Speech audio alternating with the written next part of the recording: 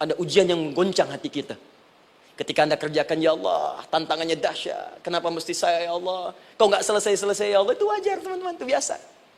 Kata Allah, orang dulu saja mengatakan, mata nasrullah, kapan ini selesai? Berbahagialah kalau teman-teman sudah mendapatkan tantangan puncak yang paling tinggi ini. Ini artinya Allah sedang mempersiapkan Anda menjadi orang besar di kemudian hari.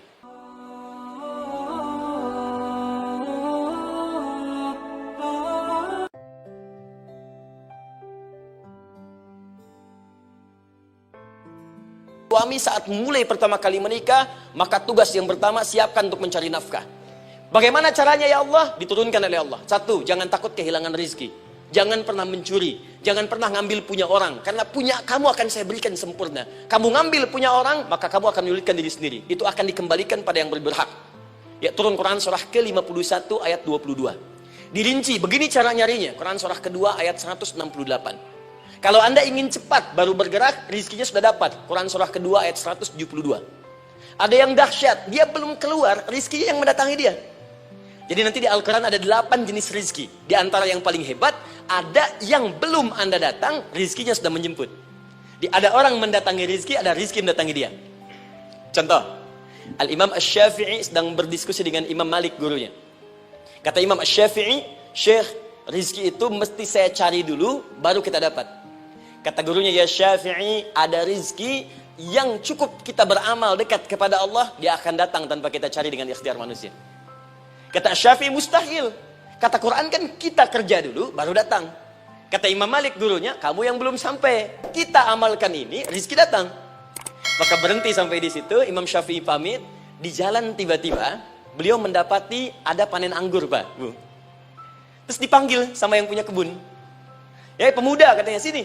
Mau bantu nggak? Kalau kamu bantu, kami berikan anggurnya. Maka beliau bantu, panen, petik. Sampai setelah selesai diberikan anggur yang besar-besar, hanum. Senyum, senang beliau. Ternyata senangnya bukan karena dapat anggur. Senangnya karena merasa pendapatnya benar. Kalau saya nggak bantu panen ini, nggak akan dapat saya anggur. Cuma karena saya bantu, saya diberi ini.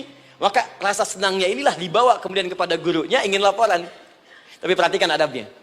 Dia tidak mengatakan, guru, nih saya benar. Kalau saya nggak ikut panen, nggak dapat saya ini. Perhatikan kalimat Asy-Syafi'i. Guru, tadi saya di jalan, dipanggil oleh pemilik kebun, ikut panen anggur. Begitu saya bantu, saya diberikan anggur ini. Beliau tekankan dengan kalimat yang kencang pada kalimat, begitu saya bantu, saya dapat anggur ini. Imam Malik tersenyum mengatakan, Masya Allah Syafi'i luar biasa. Ini siang begitu panasnya. Tadi saya mau keluar ngajar, terfikir di benak saya, Allah, kalau ada anggur yang besar-besar, enak rasanya. Tiba-tiba kamu datang bawa anggur. Jadi Imam Syafi'i kerja dapat sesuatu, Imam Malik terfikir sesuatu, datang rezeki. Itu ada di Quran surah ke-7, teman-teman, ayat ke-96, paling kanan sebelah atas di mushafnya. Baik, teruskan dulu. Ya, Anda dalam mencari kerja, ingat, kalau Allah yang sampaikan pasti terjadi. Jangan dikira mudah. Kata Allah akan ada persaingan, akan ada kadang-kadang singgungan, akan ada tantangan. Maka mulai petakan tantangan apa yang akan Anda lalui saat Anda mulai mencari nafkah itu. Maka turun Quran surah kedua ayat 214, paling kanan sebelah bawah.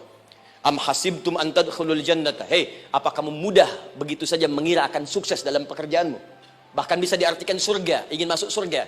Walamma ya'tikum mathalul ladzina khalau min qablikum. Sebelum engkau diuji seperti orang sukses dulu pernah sukses. Lihat mereka. Gak ada orang sukses yang instan. Cuman balikan telapak tangan dapat, tidak. Kata Allah, lihat orang-orang dulu. Lihat orang-orang hebat dulu. Bagaimana mereka bisa kaya, bisa sukses, bisa punya posisi. Masat umul ba'sa. Petakan olehmu tantangan apa yang akan dihadapi saat engkau bekerja itu. Satu, kata Allah, ba'sun. Ada yang ringan. Ya, ba's. Ba'sa. Jama' dari kata ba'sun. Dua, dara'. Dia sudah menengah, jama dari kata durun. Tiga, zilzal. Ini yang paling tinggi puncaknya. Jadi kalau Anda sudah mendapatkan ini, yakinlah. Berarti Anda akan mendapatkan posisi yang tinggi. Karena mustahil orang besar diuji dengan ujian yang kecil. Zilzal. Ini bagian ketiga. Ba'sa, ba'sun. Mulai. Kira-kira tantangan-tantangan ringan apa saja yang akan Anda hadapi? Ya, kalau saya contohkan misalnya dengan contoh yang lain singkat. Anda mau ke masjid, ingin konsisten, mulai hijrah, ingin dekat dengan Allah. Tiba-tiba yang tadinya nggak mau ke masjid, mulai ke masjid, diuji dengan hujan. Hujan kecil, rintik-rintik, shower. Begitu hujan, orang Arab mengatakan kalau hujannya bisa lewat tanpa payung pun, orang Arab mengatakan la ba'sa. La ba'sa ini ringan. Orang kita sambungin, labas. Dari bahasa Arab, lewat. Nah, jadi kalau Anda mau berangkat nih, siap bekerja, siap hadapi tantangan. Baru mau lewat hujan kecil, berarti itu tantangan kecil kita lewati. Macet, petakan, cari jalan yang kemudian sempurna, jalan yang kosong, buka Google-nya, buka Waze-nya, buka map-nya, cari. Jadi kalau pada yang kecil aja belum kita lewati, bagaimana mendapatkan yang besar? Anda mau ke masjid, dikasih hujan kecil, mau berangkat gak jadi. Papa, kenapa gak jadi? Hujan mah, kan ada payung, takut riak. Tuh. Setelah itu darwa, maaf, tantangan fisik. Kadang-kadang mulai ke fisik. Mulai mengganggu, ya, maaf, dirincikan kemudian oleh Al-Quran. Turun Quran surah ke-21 ayat 87 sampai 88, kisah Nabi Yunus alaihissalam. Yunus beraktivitas, bekerja, bukan berarti nggak ada tantangan. Kadang-kadang dibawa, kadang-kadang diusir, kadang-kadang Anda dapat misalnya proyek, kadang-kadang sudah mulai masukkan tender, tiba-tiba gagal, diserobot orang, kadang-kadang orang yang dapat, Anda yang ngajukan, itu biasa. Kata Allah itu biasa, bukan cuma Anda, yang lain pun ada. Bukankah Allah ajarkan kisah Sayyidah Hajar alaihissalam dengan Ismail? Bukankah bolak-balik naik Safa Marwah? Kadang di atas, kadang di bawah, kadang lihat peluang sampai Marwah ternyata bukan air. Terkadang Anda yang bekerja, tim yang lain yang mendapatkan karena kerja keras Anda bisa jadi terjadi. Bukankah yang kerja keras Hajar yang dapat Ismail? Mungkin Anda yang konsep yang dapat minyaknya orang lain. Mungkin Anda yang kerjakan yang suksesnya teman Anda, gak ada masalah. Dan itu kemudian akan bermanfaat bagi Anda. Tidak mungkin setiap keringat yang keluar dari diri kita mustahil kecuali akan melahirkan manfaat yang kembali pada diri kita. Tantangan. Tapi yang paling dahsyat ini yang nggak ditemukan di sebagian referensi yang kita baca. Ketika Allah menjelaskan semua tahapan-tahapan tantangan ini sampai ke puncaknya zilzal. Zilzal itu kalau bahasa sekarang gempa. Ada ujian yang menggoncang hati kita. Ketika Anda kerjakan, ya Allah, tantangannya dahsyat. Kenapa mesti saya, ya Allah? Kau nggak selesai-selesai, ya Allah. Itu wajar, teman-teman. Itu biasa. Kata Allah, orang dulu saja mengatakan, mata nasrullah, kapan ini selesai? Berbahagialah kalau teman-teman sudah mendapatkan tantangan puncak yang paling tinggi ini. Ini artinya Allah sedang mempersiapkan Anda menjadi orang besar di kemudian hari. Dan cara mengatasinya diturunkan Quran surah ketiga ayat 142, paling kiri sebelah atas. Perhatikan dahsyatnya. Yang pertama diterangkan tantangannya, yang kedua dijelaskan cara mengatasinya. Saya mau berhenti sampai di titik ini, nanti saya terangkan cara berinteraksi dengan Al-Quran. Ya, perhatikan baik-baik. Kata Allah, jika kelak engkau sudah bisa memetakan tantangan ini, maka siapkan solusi untuk mengatasinya. Ayatnya dibuka dengan kalimat yang sama persis. Saya pernah sampaikan teori ini di 2 perusahaan besar di Indonesia. Yang pertama ada satu perusahaan, karena ini direkam saya nggak sebutkan perusahaannya, perusahaan otomotif besar, sedang turun gratis, kemudian juga ada inflasi yang tinggi. Itu saya terangkan teori Quran. Dia praktekkan berhasil, Pak. Padahal saat itu saya presentasi di depan non-muslim. Non-muslim. Selesai se-Indonesia dikumpulkan, saya bedah tentang ini. Dan mereka berhasil. Sampai sekarang naik lagi. Yang kedua sama, ini direkturnya juga non-muslim. Tapi nggak apa-apa, kita diskusi. Dan mau mendengar teori ini. Dan praktekkan, naik. Ya, dulu di satu perusahaan minyak juga. Sedang turun, karyawan semua dikumpulkan. Lalu kita bahas tentang ini, kita terangkan. Yang ini yang paling menarik dari Al-Quran. Kalimatnya sama persis. Quran surah ketiga ayat 142. Am hasibtum an tadkhulul jannata. Apa Anda duga akan begitu mudah mendapatkan kesuksesan dalam hidup? Tolong fokus baik-baik. Jangan selalu mengartikan jannah dengan surga. Karena asal kata jannah itu artinya kesuksesan, kebahagiaan yang belum tampak. Surga, kenapa disebut dengan jannah? Karena itu puncak kebahagiaan kita yang belum nampak sekarang. Saya kasih rahasia ya. Ini antara kita saja nih. Kalau ada kata jim dengan nun di depannya, itu pasti tidak nampak. Tersembunyi. Apapun tambahannya. Ya, misal, jin kenapa disebut dengan jin? Karena memang ketika diciptakan, dia tidak tampak. Tersembunyi. Lawannya ins, karena itu kita disebut ins, karena saat lahir kita tampak. 18 kali disebutkan dalam Al-Quran. Ya ma'syaral jinni wal ins, wa ma khalaqtul jinna wal ins. Jadi jin disebut jin karena memang fitrahnya tersembunyi, gak nampak. Jadi kalau ada jin melakukan penampakan, itu jin sedang kena masalah. Sedang keluar dari fitrah. Sama dengan manusia, harusnya tampak. Jadi kalau ada manusia yang senang sembunyi-sembunyi, dia sama dengan, bukan saya yang bilang, sedang punya masalah. Ke kantor, sembunyi-sembunyi, hati-hati Pak Alfian tuh. Biasa ada pintu depan, masuk pintu belakang. Suami di rumah, buka WA, sembunyi-sembunyi, Bu hati-hati tuh. Pulang lewat pintu belakang, berarti sedang punya persoalan dalam hidup. Setiap ada jim dengan nun, pasti tersembunyi. Ibu punya janin, rahim, dalam rahim ada janin. Kenapa disebut dengan janin? Jim, nun, ya, nun. Karena sosok itu belum nampak dalam pandangan kita. Nanti kalau sudah lahir, baru tampak. Jannah, kenapa disebut jannah? Karena belum tampak dalam pandangan kita. Nanti kelihatan. Karena itu dalam Al-Quran, kata jannah itu tidak dikhususkan dengan surga. Tidak dikhususkan dengan surga. Kadang-kadang menunjuk aspek kesuksesan yang belum tampak. Anda mau ngubur minyak, minyaknya belum tampak. Belum kelihatan. Anda mau kerja, ya hasilnya kan belum tampak. Baru ikhtiar sekarang. Karena itu orang Arab disebut kaya, kalau mereka mendapatkan kebun yang tak tampak sebelumnya. Kebun anggur, bukan kurma, kalau kurma banyak. Kebun anggur, ada apel, ada jeruk, sampingnya ada sungai-sungai, disebut dengan jannah. Ya, kalau punya unta, nggak kaya di Arab, biasa. Karena yang kelihatan padang pasir, unta, hitam, merah, biasa. Tapi kalau sudah punya kebun anggur, yang sulit di padang pasir ada kebun, itu baru disebut kaya. Karena itu orang Arab kadang mengartikan jannah dengan aspek kesuksesan yang belum tampak. Diartikan dengan kebun anggur, kebun apel, dan macam-macamnya. Perhatikan, am hasibtum an tadkhulul jannah. Apa Anda duga ingin sukses itu begitu mudah? Sukses jadi tidak. Walamma ya'lamillahu alladhina jahadu minkum wa ya'lamas sabirin. Perhatikan baik-baik.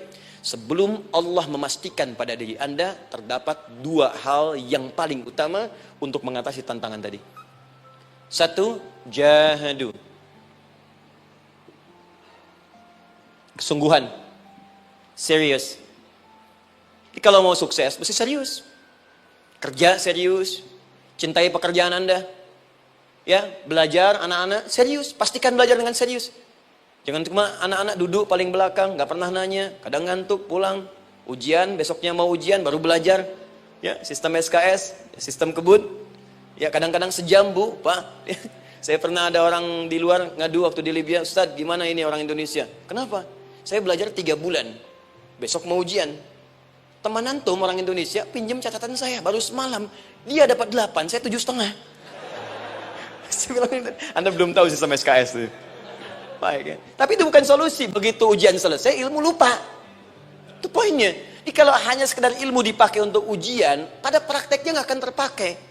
Ini banyak anak sekolah sekarang hanya belajar untuk ujian saja. Padahal kalau dipraktekkan, kadang kaitan dengan agama tinggi, Bu, Pak. Fisika itu dengan agama itu tinggi.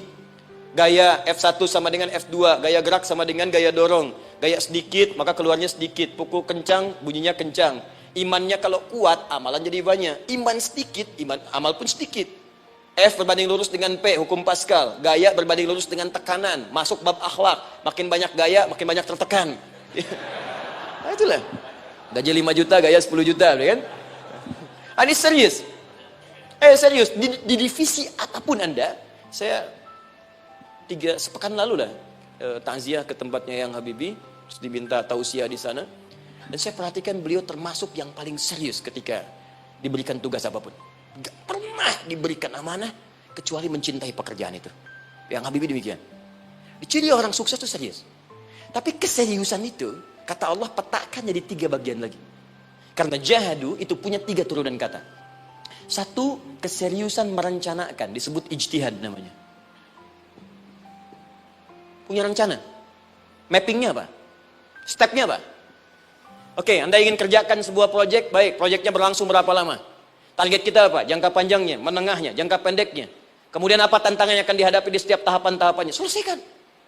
Bahkan saking pentingnya tahap perencanaan ini, ditunjukkan oleh Allah langsung lewat sholat. Teman-teman masih ingat? Sholat pertama yang kita kerjakan, setiap hari sholat apa namanya? Subuh. Apa artinya subuh? Tuh, ini masalahnya. Ini kata Al-Quran sendiri ya, kata Al-Quran sendiri. Nanti akan ditemukan orang yang ibadah tidak paham apa yang dikerjakan dan dilakukan dalam ibadahnya. Contoh sholat. Kata Allah akan ada orang sholat yang saat sholat tidak mengerti apa yang ia baca dan dia lakukan dalam sholatnya. Jujur tanyakan pada diri kita. Sampai detik ini, dari sekian ribuan kali ruku dan sujud, berapa persen bacaan sholat yang kita pahami? Jangan-jangan kita ruku tapi nggak ngerti yang dibaca. Sujud tak paham yang diungkapkan. Bagaimana bisa khusyuk? Mustahil. Kembali ke sini. Kenapa sholat pertama itu disebut dengan subuh? Teman-teman, ternyata semua nama sholat dari subuh sampai isya, plus bacaan dan gerakan dari takbir sampai salam, itu bukan sekedar gerakan semata. Semua ada artinya, ada maknanya. Dan diajarkan oleh Nabi langsung. Subuh disebut dengan subuh. Ada dua kata. Satu, fajar. Quran surah ke-17 ayat 78. Inna Qur'an al-fajri kana mashhuda. Kedua, subuh di surat At-Takwir. Was-subhi idza tanaffas. Kenapa disebut fajar? Fajar itu pancaran positif, pancaran kebaikan. Jadi kalau yang baik disebut fajar. Kalau yang jelek disebut fujur. Fujur ada di Quran surah 91 ayat 7 sampai 8. Wa nafsi wa ma sawaha fa'alhamaha fujuraha wa taqwaha. Fujur itu rambatan, gelombang buruk yang muncul dari nafsu. Ya, ditembuskan ke elemen tubuh kita. Misal gini. Tiba-tiba pengen marah. Ya, di tubuh kita mengatakan melotot, maka ini ada pancaran di hati kita nyambung kemudian ke mata. Ini rambatan dari sini ke mata disebut fujur namanya. Mau ke tangan pukul, masuk ke tangan. Itu rambatannya disebut fujur namanya. Ya. Yang baiknya disebut fajar. Ya, misal saya ingin sholat, tiba-tiba hati mengatakan sudah azan, merambat ke kaki, cepat melangkah, cepat wudhu. Nah, itu rambatannya disebut fajar namanya, atau infajar. Ini pasti ada, ya. Fujur nama lainnya nafsu, disebutkan 115 kali dalam Al-Quran. Takwa, rambatan fajar, sumbernya takwa, disebutkan 115 kali dalam Al-Quran. Di jiwa kita ada takwa, ada nafsu. Takwa yang dorong malaikat, disebutkan 88 kali dalam Al-Quran. Nafsu yang dorong setan disebutkan sama 88 kali. Di setiap Anda akan mengerjakan satu hal, pasti akan yang mendorong pada yang baik, akan mencegah dari yang baik itu nafsu. Pasti itu. Pak Alpian mau tanda tangan proyek. Tiba-tiba disodorkan, Pak, ini Pak. Kok begini proyeknya? Perbaiki. Karena ada yang gak beres. Tapi fee-nya lumayan Pak, 1 miliar. Gak bisa. Jiwa takwa mengatakan jangan terima Pak. Bapak mengatakan maaf, ini jari tahiyat. Gak akan pernah dipakai maksiat. Perbaiki. Datang lagi. Jadi Pak, kok sama? Fee-nya diperbaiki Pak, 100 miliar. Nafsunya mulai berkata, terima. Takwanya bilang, jangan. Akhirnya beliau katakan, tangan tahiyat gak akan pernah dipakai maksiat. Tapi tunggu, saya istiqoroh dulu.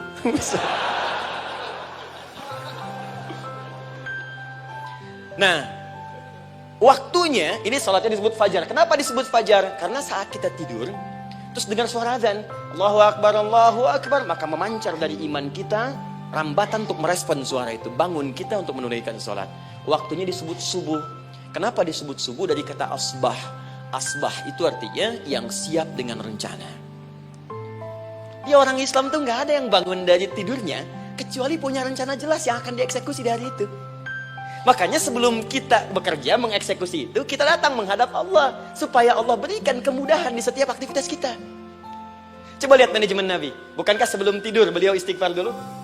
Dirinci pekerjaannya, dicatat yang akan dikerjakan besok, istighfar 70 kali, 100 kali, sehingga dengan istighfar saat tidurnya tenang. Coba kita biasakan. Ada yang baca Quran, ada yang istighfar. Kalau nggak percaya silahkan cek.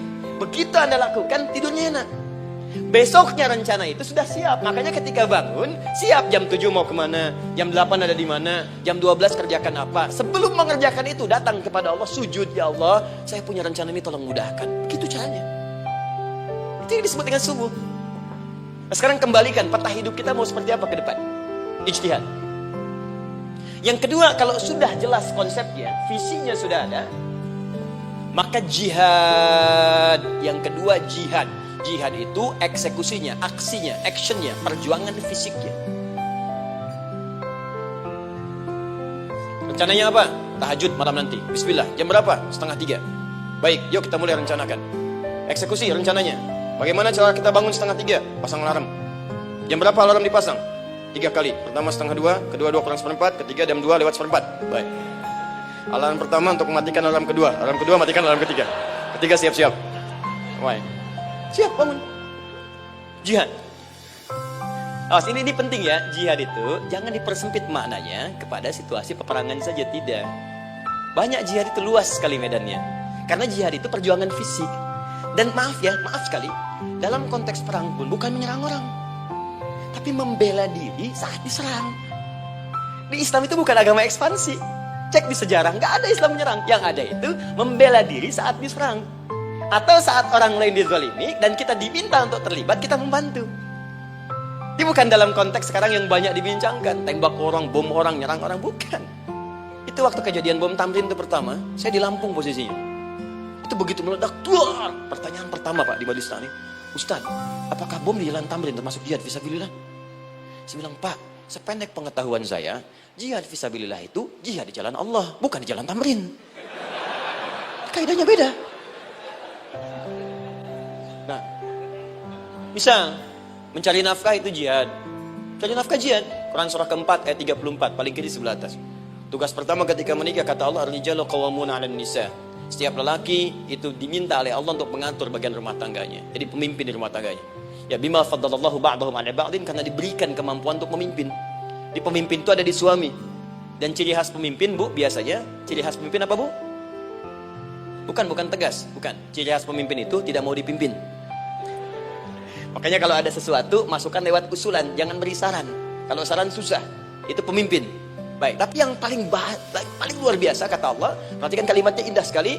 Wa bima anfaqu min amwalihim. Saya berikan tugas untuk mencari nafkah. Ketika seorang lelaki bertugas mencari nafkah, ingat ya, konteks apapun, kalau perempuan nanti bekerja bukan nafkah poinnya. Bisa hobi, ya, bisa aktivitas, tapi nafkah kalau sudah menikah itu ada pada suami. Perempuan tidak. Kalaupun tidak dilarang perempuan bekerja, tidak. Sayyidah Aisyah mengajar, ada yang para sahabiah jadi perawat, ya, ada yang pengajar. Banyak dulu sahabat Nabi yang perempuan mengajar. Ya, kan ada pelajaran-pelajaran khusus perempuan. Ya, ada bagian perawat, ada dokter. Ini kan yang ngandung perempuan, masa yang perisa laki-laki? Kan? Ada bagian perempuan tertentu. Silahkan bekerja boleh, tapi nafkah laki-laki. Begitu lelaki meniatkan pekerjaannya karena Allah untuk mencari nafkah, itu setiap langkahnya jihad fisabilillah.